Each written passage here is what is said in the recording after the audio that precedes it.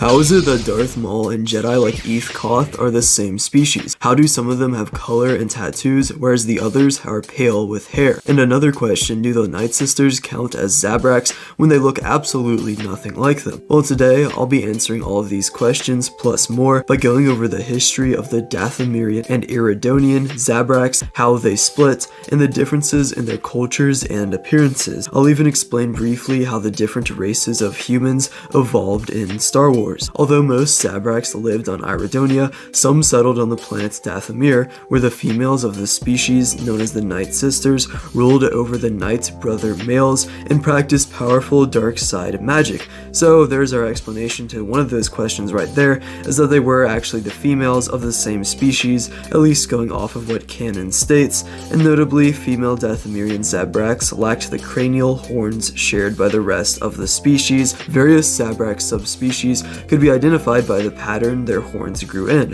While they shared some eye pigments with humans, such as blue, green, and gray, the Zabraks also had some distinct eye colors, such as orange and bright yellow, which, surprisingly enough, you're not going to see on too many humans, unless you are a Sith, that is. The Zabraks were divided into two visually distinct cultural groups, which is what we're talking about today. The first, which included Zabraks from Iridonia, had horns that were stumped and features that resembled those of humans relatively closely, with skin tones ranging from pale to dark brown and hair colors that included blonde, brown, red, and black. The second group had sharp, jagged horns and were more distinct from humans in their appearance, with skin tones that included red, yellow, and orange, as well as hair color that ranged from bright red to black. Following the Great Galactic War, these two groups were divided between territories of the Galactic Republic and the Sith Empire. Zabraks typically cover their bodies in ritual tattoos. These could symbolize many things, including, but not limited to, family lineage, place of birth, or even a design that reflected their individual personalities. Internally, Zabraks possessed a second heart, which we talked about before on the channel, and that was kind of the reason that Darth Maul ended up surviving here. They also had great resistance to physical pain. Zabraks were capable of breeding with humans, and a hybrid subspecies evolved on Dathomir called the Dathomirians, and they formed from the mating of Night Brother Zabraks and Night Sister humans, and that is of course going off of the legends rather than canon, which we talked about earlier. As far as their personalities go, Zabraks were often seen by most other species as being single-minded, an observation that was not terribly incorrect, as they were very prideful. This single-minded determination came from the fact that they were a race with a strong sense of self-assuredness, confident that they were able to accomplish any task that they set out to do. However, this did not lead to a Zabrak to develop a sense of prideful superiority towards others of his or her kind, which I guess at least they have that going for them if they are already committing the sin of pride there. But though it was uncommon to see competition between colonies, this was not seen as a negative. The Zabraks believed that the various experiences of the different colonies only served to add to the race's overall value throughout the galaxy. Zabraks were, as we mentioned earlier, proud, strong, and confident beings. They believed that nothing was truly impossible and strove to prove skeptics wrong at every turn. Some Zabraks carried themselves with an air of superiority toward other races, frequently discussing the achievements of their own people with pride that could border on arrogance, as some would say. As warriors of adventurers, Zabraks tended to be dedicated, intense, and extremely focused. Zabraks from Iridonia were considered to be more warlike than Zabraks from their colony worlds, most likely due to the rugged terrain that made up their home world. As such, they developed a highly physical style of martial arts, which were a requirement for young Zabraks to learn. It was not uncommon for Zabraks from Iridonia to be among the best hand-to-hand fighters and weaponsmiths in the galaxy. Zabraks from colony worlds also shared that drive for excellence, but encouraged their children to express it in other ways.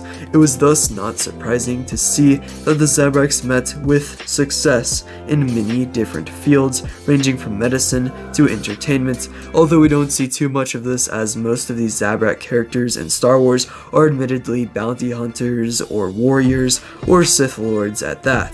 Zabrak could also commonly take their names from animals native to Iridonia, with many Zabrak families named after the buck. Many Zabrak males were named after the block, lock, and zor. Many Zabrak females were known to take their names from the Triz as well, these of course all being animals from said planets. As one of the earliest spacefaring species in the galaxy, the Zabrak played a major role in galactic affairs. Like the early humans, the Zabrak established many colonies outside their home system early in their history, such as on the planet Iridia.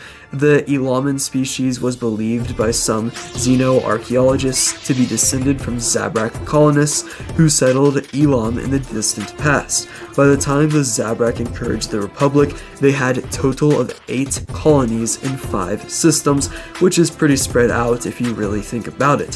When the reconstituted Sith Empire established their capital on Drummond Kos in 4980 BBY and began to expand their domain, their scouts discovered many small isolated colonies of Zabrak subspecies that had evolved cultures and traditions very different to those that lived within Republic space. These subspecies also tended to have skin tones that differed from those in the Republic, such as red or orange, and the Empire considered them to be very valuable as slaves. And of course this would be different from those in the Republic, as there are many different Old Republic Jedi, like this guy right here, who, as it turns out, were pretty much in that human skin color range. Now, to explain race among humans briefly, because I kind of find that to be interesting, and I would make a video separately on that, but I feel like I don't know how I could get that to blow up. I feel like they just see, why do humans have different skin colors, and be like, oh, there's Mace Windu and Obi-Wan, that's cool.